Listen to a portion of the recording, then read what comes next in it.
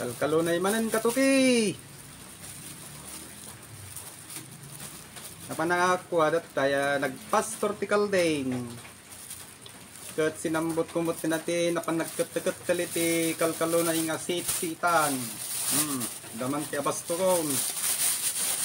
Pangsagpaw-sagpaw nuwang kat wakil nata nilambong sausaw mo ni dumudong man ni tibugbungay.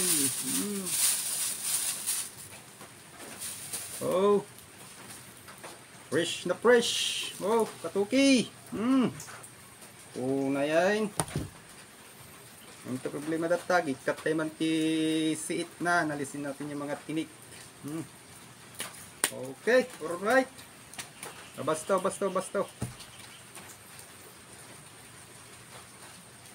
Balingay sagpa iti tinula nga manok. Inggisa nga sardinas. Ato ti pakalot pa natin mga katuki. Oh.